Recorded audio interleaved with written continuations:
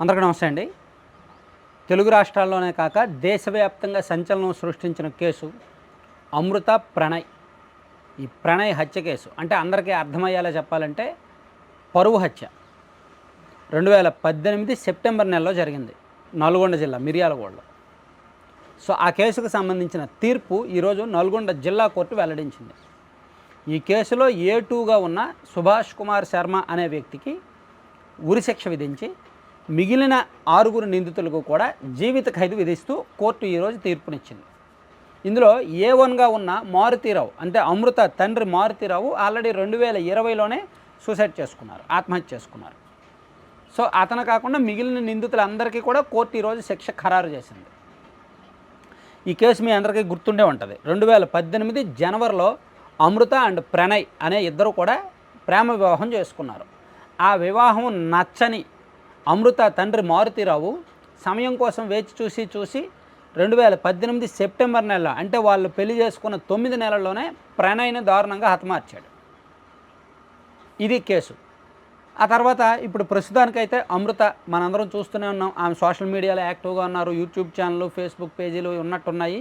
తను లాగ్స్ అయి చేసుకుంటూ ఫ్యామిలీ పరంగా వీడియోస్ చేసుకుంటూ వాళ్ళ బాబుకి సంబంధించిన వీడియోస్ చేసుకుంటూ ఆమె అంటే లోపల బాధ ఉంటుంది. ప్రణయ్ లేని బాధ ఎవరు పోడ్చలేరు. సో ఆమె వీడియోస్ అయి చేస్తూ హ్యాపీగానే ఉన్నారు, బయటకైతే సంతోషంగానే ఉన్నారు. సో ఈ కేసులో ఈరోజు తుది తీర్పు వచ్చిందనమాట. దాని మీద ప్రణయ్ తండ్రి బాలస్వామి, తల్లి హేమలత వీళ్ళు కూడా మీడియాతో మాట్లాడుతూ ఈ దెబ్బతో ఇంక పరువు హత్యలు అనేవి ఆగిపోవాలి దేశంలో అనేటట్టు మాట్లాడారు. అయితే దురదృష్టవశాత్తు దేశంలో కానీ రాష్ట్రంలో కానీ పరువు హత్యలు ఆగుతున్నాయా? మొన్నటికి మొన్న ఒక నెల రోజుల కిందట సూర్యాపేటలో ఒక పరువు హత్య జరిగింది. సూర్యాపేటలో ఇద్దరు స్నేహితులు అనమాట.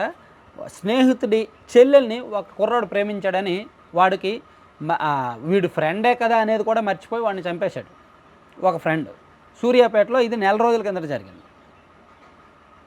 అలాగే ఈ ప్రణయ్ అండ్ అమృత ఈ పరువు హత్య జరిగిన తర్వాత దాదాపుగా ఈ 6 ఏళ్ల వ్యవధిలో తెలంగాణలో దాదాపుగా 10 సంఘటనలు జరిగాయి.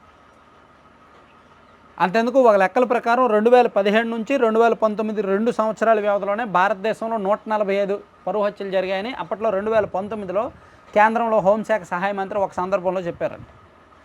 కానీ ఇది తప్పు. ఒక్క తమిళనాడులోనే 195 జరిగాయి 2017 నుంచి 2019లో. ఒక్క తమిళనాడులోనే అంటే దేశం మొత్తం మీద తమిళనాడులో ఎక్కువ జరుగుతుంటాయి ఇటువంటి. వాళ్ళు మొరటోళ్ళు కదా, మొరటగా ఉంటారు కదా. సో తమిళనాడులో ఎక్కువగా పరువు హత్యలు జరుగుతాయి. సో దేశం మొత్తం మీద 145 కాదు, ఒక తమిళనాడులోనే 195 జరిగాయి. అండ్ బీహార్, ఉత్తరప్రదేశ్లో కూడా ఎక్కువగా జరుగుతుంటాయి. బీహార్, ఉత్తరప్రదేశ్, రాజస్థాన్లో కూడా ఎక్కువగానే జరుగుతాయి. అక్కడ కూడా అగ్రవర్ణాల వాళ్ళు ఊరుకోరు, ఇటువంటి ప్రేమలను అంగీకరించరు. ఈవెన్ తెలంగాణలో కూడా అప్పుడప్పుడు జరుగుతుంది. సో దేశవ్యాప్తంగా ఇటువంటి ఘటనలు అనేకం.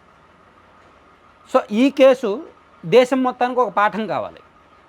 ఈ ఘటనలు మనం చదువు పెరుగుతోంది, సంస్కారం పెరుగుతోంది, హోదా పెరుగుతోంది, మొత్తం సోషల్ మీడియా పెరుగుతుంది, చైతన్యం పెరుగుతుంది. ఇవన్నీ పెరుగుతున్నప్పుడు ఈ రోజుల్లో కూడా కులాలేంటి, మతాలేంటి, పట్టింపులేంటి సాధారణంగా ఎవరు ఆలోచించరు. ఎప్పుడు ఆలోచిస్తారంటే మరీ మూఢనమ్మకాలతో ఉండి, మరీ కులాంతరాలను చూసి, కులం అనేది మైండ్లోకి ఎక్కిపోతే, కులం మదం తలకెక్కితే అప్పుడు ఇవన్నీ ఆలోచిస్తారు. సో బహుశా మారుతీరావు అంటే అమృత తండ్రి కూడా అదే పందాలో ఉండిపోయాడు. ఉన్న ఒక్కగానొక్క కూతురు ఆ విధంగా పెళ్లి చేసుకుంది. సో అది నచ్చకుండా అతను ఆ విధంగా డీల్ చేశాడు.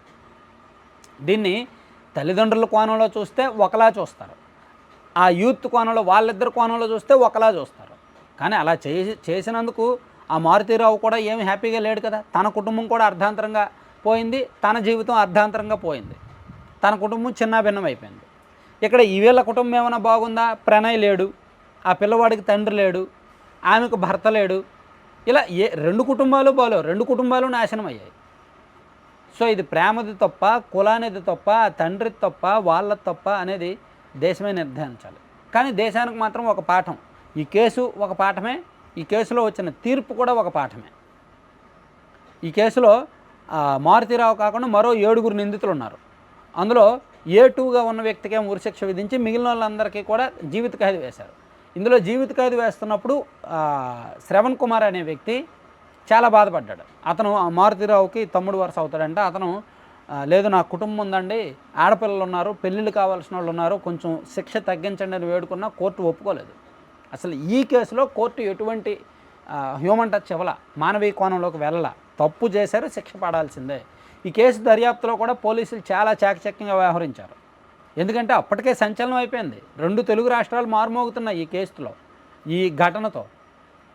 దాంతో పోలీసులు అప్పట్లో ఇప్పుడు హైడ్రా కమిషనర్గా ఉన్న రంగనాథ్ గారు అప్పుడు ఈ కేసు ఆఫీసర్గా, ఇన్వెస్టిగేషన్ ఆఫీసర్గా ఉన్నారు. అంటే నల్గొండ జిల్లా ఎస్పీగా ఉన్నారు. సో అప్పుడు పూర్తి స్థాయి ఆధారాలు పట్టుకొని కోర్టుకు ఏవైతే ఆధారాలు ఇవ్వాలి అనేవి పూర్తిగా గ్యాదర్ చేసి ఇవ్వగలిగారనమాట. సో అందుకే 5 ఏళ్లలోనే శిక్ష ఖరారైంది. మేబీ వీళ్ళు హైకోర్టుకు వెళ్ళొచ్చు, హైకోర్టులో అప్పీల్ చేసుకోవచ్చు, సుప్రీంకోర్టులో అప్పీల్ చేసుకోవచ్చు, ఏదైనా జరగవచ్చు. నెక్స్ట్ ఏం జరుగుతుందో చూద్దాం. Thank you.